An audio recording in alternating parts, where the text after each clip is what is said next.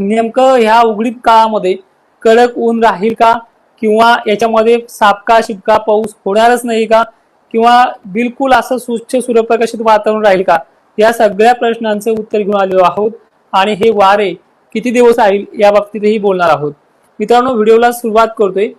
8 जुलैला सुद्धा जी आजची परिस्थिती होती वातावरणाची, मध्यम हलके सटकारी काही ठिकाणी बरा, तीच पद्धत उद्या सुद्धा तंतोतंत लागू होणार आहे. पण विभाग आणि गाव जिल्हे थोडे वेगळे आहेत. सर्वदूरची व्याप्ती नाहीये, पण मराठवाड्यामध्ये उद्या सुद्धा आजच्या तुलनेमध्ये जे पावसाचे फटकारे होते, ज्या पद्धतीनं रिमझिम दमदार हलक्या सरी, ह्या उद्या सुद्धा मराठवाड्यातल्या एकंदरीत सर्व जिल्ह्यांमध्ये कोसळणार आहेत. 2 तासासाठी 3 तासासाठी किंवा अर्ध्या 1 घंट्यासाठी ही पद्धत लागू होणारच आहे.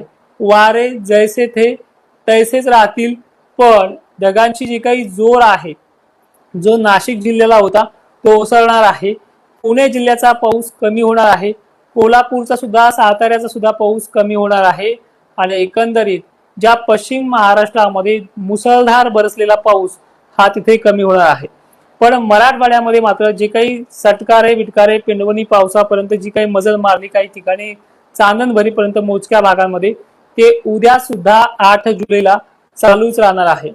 यापेक्षाही थोडी बऱ्या पद्धतीनं पाऊस आहे तो बुलढाणा जिल्ह्यामध्ये एकंदरीत सर्व तालुक्यामध्ये दमदार हजेरी लावेल, तर काही ठिकाणी बऱ्यापैकी चांगल्या पद्धतीनं हजेरी लावणार आहे. धुळ्याचं वास्तविक चित्र नंदुरबारचं हे बदललेलं आहे. अनेक भागांमध्ये तिथे सुरुवात झाली आहे. अनेक भाग मध्यरात्रीपर्यंत कव्हर होतील आणि उद्या सुद्धा ह्या भागांमध्ये पावसाचा जोर कायम असणार आहे. छत्रपती संभाजीनगरला जे आज झाले ते सेम टू सेम उद्या आहे. थोडा उत्तरेकडील भागांमध्ये अजिंठा लेणी, भोकरदन, जाफराबाद, चाळीसगाव, सोयगाव हे परिसर जे आहे हे पुन्हा उद्या पावसाच्या रडावरती येणार आहेत 8 जुलैला.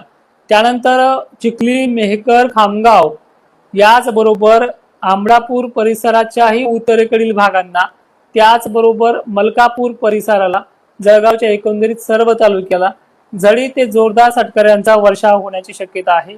अमरावती, वाशिम जिल्हा सुद्धा या पावसाच्या रडावरती आहे. पुसद, डिग्रज, चंद्रपूर, नागपूर सुद्धा मध्यम ते दमदार, तर काही ठिकाणी जोरदार सटकारे वारे सुद्धा त्याच पद्धतीने राहतील. त्यानंतर गोंदिया, चंद्रपूरला सुद्धा ही परिस्थिती आहे.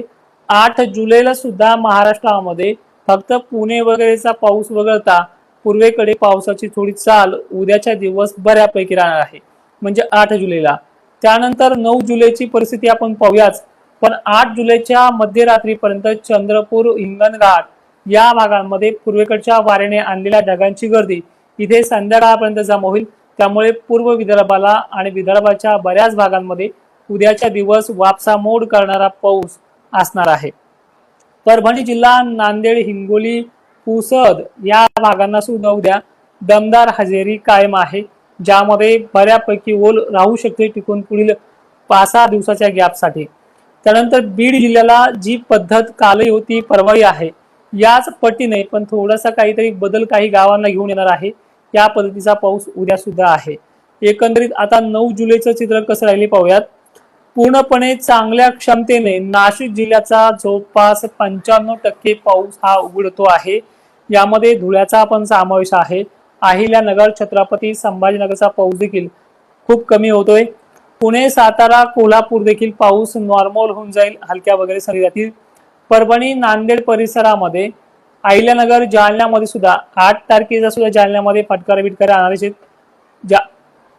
9 तारखेला तुरळक ठिकाणी नागपूर, चंद्रपूर, गोंदिया इथेच काहीतरी फटकारे पडतील. आणखी महाराष्ट्रामधला 9 तारखेपासून बिलकुल नॉर्मल होते.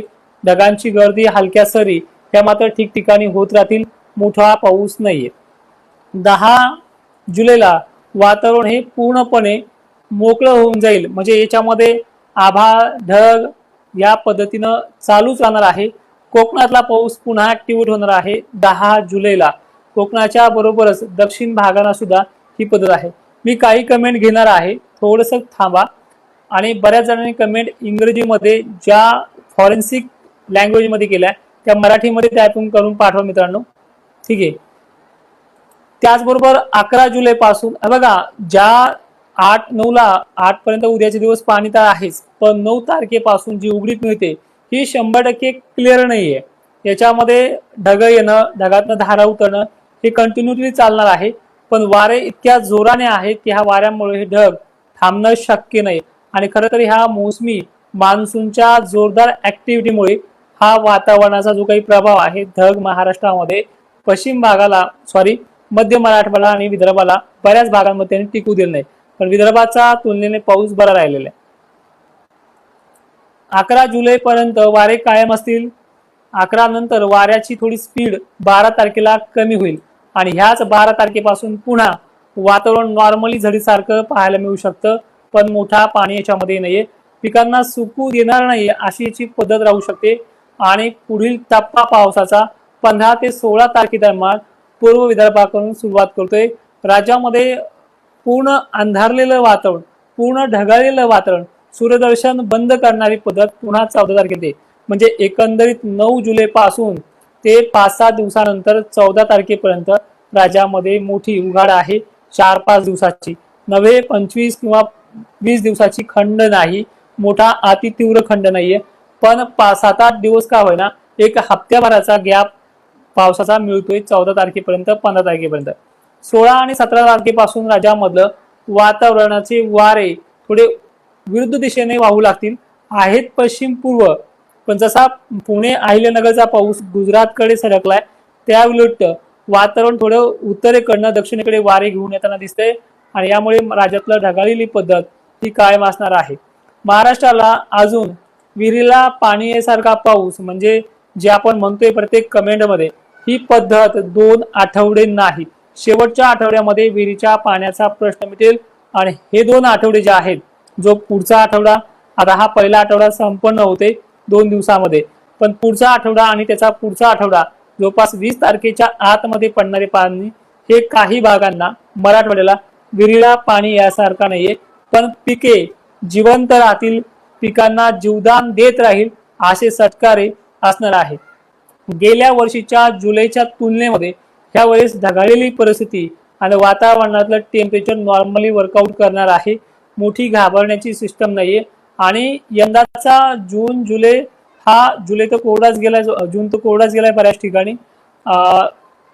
जून आपल्यामध्ये जवळपास पाहिलं 3 आठवडे कोरडे गेले, शेवटच्या आठवड्यामध्ये पाऊस सुरू झालाय. आणि जुलै सुद्धा हा पहिला आठवडा दमदार का होईना पाऊस राहिलाय. 2 आठवडे नॉर्मली मध्यम पाऊस असणार आहे, पुढचा आठवडा गॅप आहे. पण तिसऱ्या आठवड्यामध्ये, शेवटच्या आठवड्यामध्ये विहिरीला पाणी येण्याची पद्धत असा मान्सून गेल्या वर्षीच्या सारखाच बरसणार आहे. आणि जवळपास महाराष्ट्रामध्ये आतापर्यंत कामापुरता पाऊस झालाय, पेरणी पुरता पाऊस झालाय, काही भागांना तोही नाहीये. 10-5% भाग जर बघितला तर पुढची पद्धत जी आहे मान्सूनची ती बळकट आहे, काळजी करण्यासारखी सिस्टम नाही. आणि एक महत्वाचं सांगतोय, महाराष्ट्रात याही आठवड्यामध्ये मोठ्या आभाळाच्या फळ्या निघणार आहेत. पण सर्व शेतकऱ्यांना एक विनंती आहे, ज्या भागातल्या पेरण्या अद्यापही झाल्या नाही त्यावरती शासकीय यंत्रणेकडनं कृत्रिम पावसाची मागणी आवर्जून करा. आपण जो खाजगी प्रयोग करतो तो वाऱ्यामध्ये दमदार नाही राहत, त्याला टेम्परेचर आणि उष्णतेची आवश्यकता राहते. किमान वारे तरी थांबले पाहिजे, जेणेकरून आपण सोडियम क्लोराईडचा जो काही फवारा करतो धुपणाच्या माध्यमातून तो ढगांपुरते ह्या वाऱ्यामध्ये पोहोचणं शक्य नाहीये. अनेक जणांच्या माध्यमातून आपल्याला कृत्रिम पावसाच्या प्रयोगाच्या कमेंट येत असतात, पण या वाऱ्यामध्ये तो प्रयोग यशस्वी नाही.